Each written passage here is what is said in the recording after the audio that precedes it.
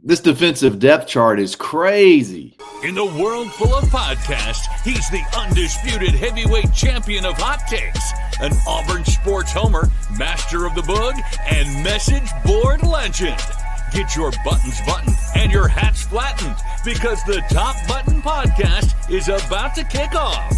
And you don't want to miss your courtside seat. Now, here's your host, Charlie Five. Yes, sir. We're back. It's another episode of the Top Button Podcast. I'm your host, Kyle Rush, a.k.a. Charlie Five, and we are ready to get after it. Yesterday was Hugh's first official game week media press conference, and before that, they typically release the depth chart, and the depth chart has a ton to talk about. The defensive depth is crazy. There's 34 starters, guys. 34 starters, only 11 spots. So we're going to break that down, a couple of positions that there's some noteworthy items. We'll dive into all that in just a second. But before we get started, let's give a quick shout out to rowback.com. Use coupon code BARN20 to take 20% off your order. No matter what you want, polos, hoodies, pullovers, pants, shorts, joggers, they got it all. They even have Auburn licensed apparel. So check it out, show them some love, and save big. 20% is a big deal. It's rowback.com. We got to talk through this depth chart, okay? So yesterday, the depth chart, official depth chart was released leading up to the Baylor game. And as usual, there's a lot of oars, but they took it to the extreme on the defense. And everybody listed on the defensive side, every single person that made the depth chart, if their name was on the depth chart, they were bolded and they were listed as an oar. So I guess you could say as no official starters, or you could say they're all starters. 34 total guys made the list, and every single one of them was bolded out as a starter. That's so funny. Hugh made a really funny comment. He said that the first thing he thought about was, boy, that's going to be a long intro when we play at home next week. And that's so true. You know, when you do the lineup deal where everybody, you know, the little picture or the video of their face pops up, and then they say their name and where they're from. They do all the oars. So like if it's an oar, all of them, you know, all of them are introduced. So next week, if they don't pare that thing down, that is going to be a long intro. 34 guys. There were several oars on offense, but not quite as many as there were on defense. And I think that just speaks to what we've been talking about all fall camp, the depth that is on that side of the ball and the quality of player that's on that side of the ball. Hugh said that, I'll tell you what, it's not just a joke. It's not just like a thing to throw off the media or anybody. If they got an oar by their name, Durkin plans on playing them. So, I mean, based off that, and just looking at the list of guys, it's not going to shock me if all 34 of these guys play. And not saying they have to play in mop-up duty. Guys that could play in very meaningful snaps. That's kind of unheard of, I feel like. I mean, you just go down the line. The defensive backfield is loaded just like we thought it would be. Good to see a couple of true freshmen on the list. Maybe they'll be able to crack the rotation and get a few snaps against Baylor. The linebacker room is, you know, that was one of the ones that I would put a question mark on before the season. You're starting to look at the way this thing's playing out and what you've heard out of practice. You got your Sam linebackers are DeMarcus Riddick and Bryce Diaz. You've heard nothing but great things out of Bryce. And it's funny that he's put right behind DeMarcus because I said I felt like Bryce could be the DeMarcus of this of this team, of this defense this year. In other words, maybe not just a full-time role, but sort of a gadget guy you could put on the field to make a play, kind of like DeMarcus was last year. And he's categorized as the same position as DeMarcus. So I think that's pretty interesting. There's no real rhyme or reason to why a name is first. I tried to figure that out. Like, you know what I'm saying? Like if it says DeMarcus Riddick or Bryce Diaz, there's no real rhyme or reason to which one's on top. I tried to see, is it numerical order? Is it alphabetical order? Is it class order? Like, in other words, is it the older people first? And it's all over the place. So if you're trying to like crack the code on who's the real starter, it's really all over the place. So it's kind of tough. But so for that Mike linebacker, you got Robert Woodyard and Caleb Wheatland. And Robert Woodyard's name is first. I think he's going to go out first. And how cool is that of him that he's been able to, with very little actual like action, be able to unseat a guy who's played a ton of college snaps. I assume Wheatland will play at some point in time, but I do expect Robert to go out there first, Woodyard to go out there first. Xavier Atkins, I think he's been a very pleasant surprise. His speed is unmatched. That includes DeMarcus Riddick in that linebacker room. Just speed for days, a little bit undersized, but that's fine in the position that they have him at. And you got Elijah Melendez backing him up. He's listed as an or. So I guess it could be either of them. I feel like the first names, though, listed in this group, DeMarcus Riddick, Robert Woodyard, Xavier Atkins, those are probably your number one guys. So I say all that to say that linebacker room, you probably would have had a question mark on it before the season starts. They're going to be young. They're mega talented. But I think that's a pretty good group right there. Super athletic group. Let's just say that. Really athletic group as a whole. A lot of speed, a lot of range, good size. I just like that room, man. I like that room as a whole. I hope you actually do get to see all 6 of them play. I know Bryce and Elijah will definitely be on special teams. That'll be must-see TV. There was that one picture circulating of Bryce, and I guess like his jersey and whatnot, his practice jersey had gotten kind of ripped up, and after a big play, got his helmet off, like looking like the Incredible Hulk. He's an 18-year-old child, hulking super teen. I can't wait to watch that kid play, man. He may be the steal, one of the steals of the class last year. Omar for sure is the biggest steal, but he's another one that Auburn got on early, and he's going to end up being a rock star. So interesting stuff. We're going to talk about defensive backs here in just a second. There's a forgotten defensive back that I want to talk about in just a second. We'll be back right after this.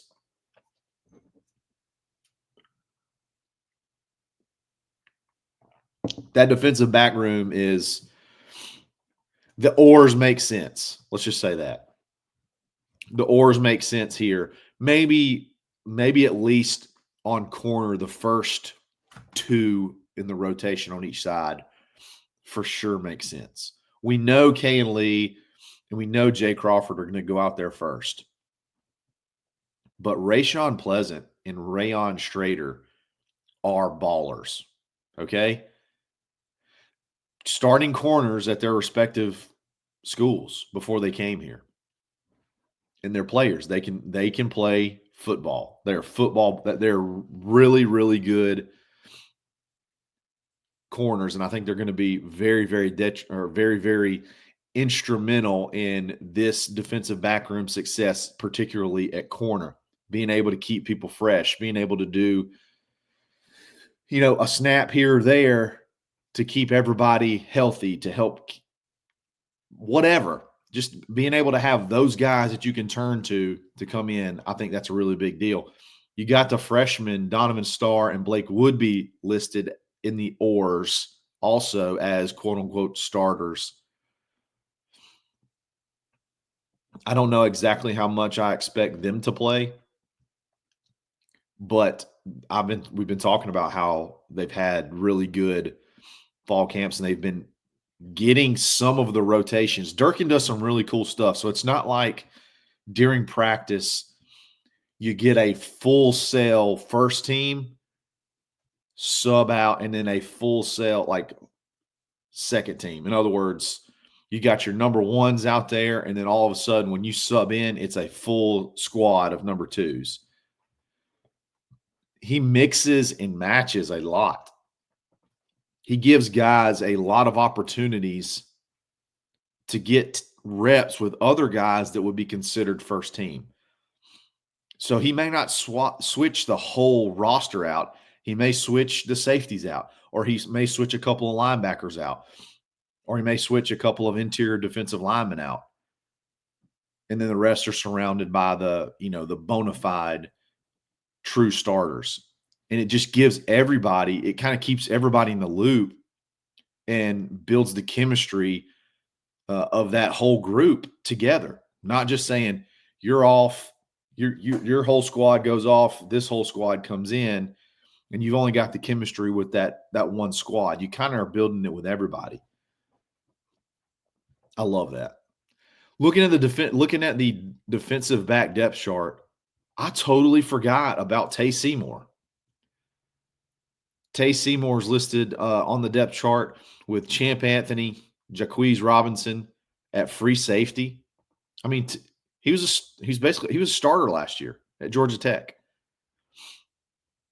Had a big game against Syracuse. Had a big game against Notre Dame. Had a big game against Virginia Tech. Had a good game against Miami last year. That's a big win versus Miami. Really good player. Haven't talked about him a bit. Seriously, I mean, not being disrespectful, but honestly, almost forgot about him just because his name was not mentioned a ton. And that doesn't necessarily mean that's a bad thing, because he's listed on the depth chart as a starter. In other words, I mean, I think Champ's the guy at free safety, but it looks like you could see either one of these guys behind him at some point in time. And that was kind of the theme anytime you'd go out to practice and watch that 11 on 11. It's not always the same guys out there. Jaquez Robinson had a big fall camp, made a lot of plays, had an interception I think picked off Jackson Arnold. One of the few times Jackson turned it over, I think Jaquez picked him off. Tay made a really good play the last practice. I guess it was last Tuesday. Tay made a really good play, and I was like, daggone, that's Tay Seymour. I kind of forgot about him. Made a really good play in the back of the end zone. A good pass breakup. This defensive backfield, man. I'm so excited that Champ is playing at the level he's playing and talking that talk, man. And he's able to walk it as well. So Tay Seymour, the forgotten defensive back over at Star, your nickel, Sylvester Smith. We've talked about that. He's sort of found him a home there. And sometimes that happens. Sometimes you move a guy somewhere just to try it out and it clicks.